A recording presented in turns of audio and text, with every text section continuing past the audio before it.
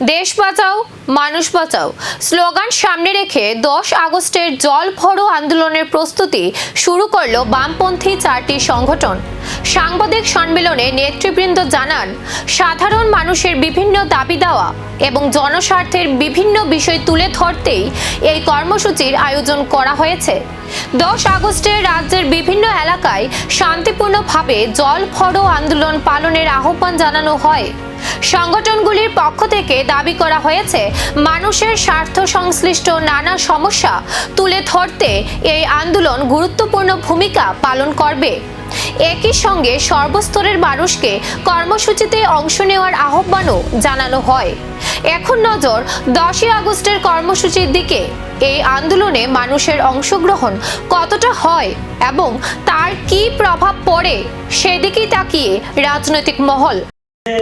এটা একটা উচ্চ স্তরের সংগ্রাম, কারণ যেই দেশে আইন অচল হয়ে যায়, আইনের শাসন নেই, স্বাভাবিক কারণে কেন আমরা এই ধরনের জেল বড় বা আইন অমান্য আন্দোলনের সিদ্ধান্ত নিতে হয়েছে আমাদেরকে। এই কারণে সরকারি আক্রান্ত মানুষগুলোকে ঐক্যবদ্ধ করে তাদের আক্রমণের জন্য, তার বিরুদ্ধে রুখে দাঁড়ানোর জন্য এটা আমাদেরকে বাধ্য করে।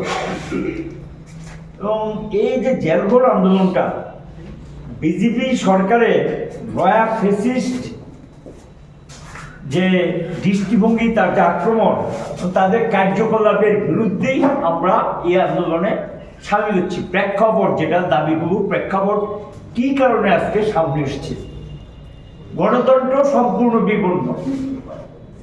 এখানে মানুষের অধিকার নেই, সম্মান নেই, মর্যাদা নেই, স্বাধীনভাবে কথা বলা যায় না, স্বাধীনভাবে চলাফেরা করা যায় না, এবং বিপন্ন প্রতিবাদের অধিকার। কাজে প্রতিবাদের অধিকার প্রতিবাদ করি আমরা কেড়ে নিতে চাই। এটা আমাদের অর্জিত অধিকার। এই অর্জিত অধিকার আজকে কেড়ে নিতে চাইছে। ব্রিটিশরা যা করেছিল আমাদের দেশের সরকার অনেকটা সেই প্রতি এগুচ্ছে। আমরা এটাকে প্রতিরোধ সংগ্রামে সামিল হচ্ছি। সংবিধানকে অচল করে দেওয়া হয় এবং সংবিধানের বিপন্ন, সংবিধানের নির্দেশিকাগুলোকে সরকার মেনে চলছে না।